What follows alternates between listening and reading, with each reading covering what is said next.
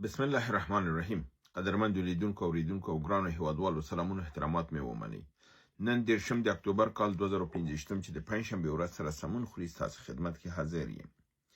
د نن برنامه نړیوال موضوعات دي، سیمه ییز موضوعات دي، د افغانستان پاکستان موضوع ده، همدارنګه د روسیې ده، د یوکراین ده، د په حساب د نړۍ د هر ګوټ نه مې لږ څه مسایل راخیستي دي کوم یو چې مهم دي او زیرب دي لپاره د نړۍ د سیاست او د موضوعاتو. او یوه پوښتنه مې هم د یو دوست راخیستې ده چې هغه ته به هم ځواب ووایم. تاسو د مذاکراتو ناکامېدلو نه پس ولیدل چې د پاکستان د خوا نه یو ځل بیا افغانستان ته ګواښ وشو. خواجه حاصف د سرپنام وزیر دفاع د پاکستان ویلي چې که چېرته په پاکستان کې یو عملیات بل وشي نو پاکستان به ډېر شدید عکس العمل وښیي او کېدای شي دا په افغانستان باندې داسې برید وکړي چې ډېر غلط کلمات یې استعمال کړي. هغې ویلي چې نه تنها چې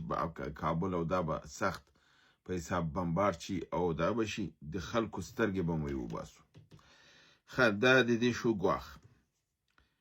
په دلته دې ګواښ وکړ چې که بیا عملیات وشو هلته په پېښور کې ډېر یو لوی عملیات وشو او د دې عملیاتو په ترڅ کې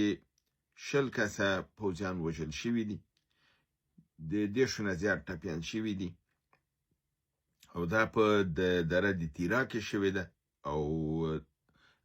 غټه واقعه وه.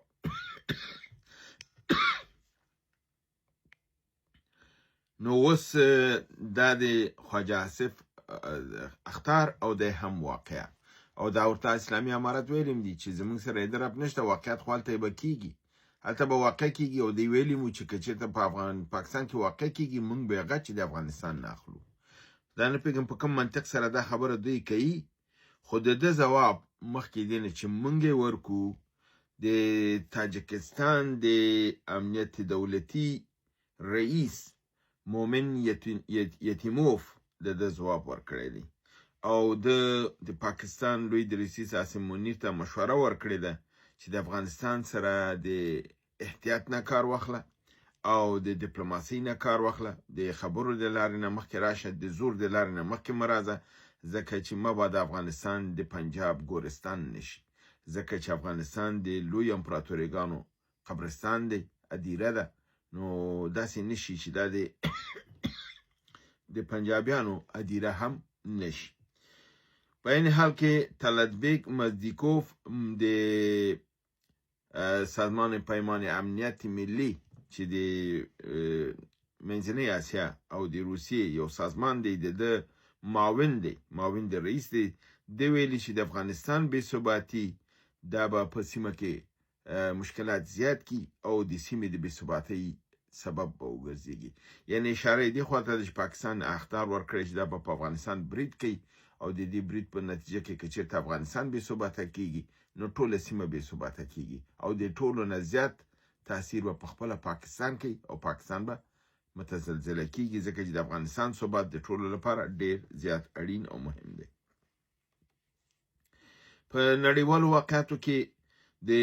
ټرمپ مشاور په یو تلویزیوني مشوره کې ویلي چې اوس وخت راغلی چې اسرائیل کې باید نظام بدل کړلی شي، لپاره دی چې د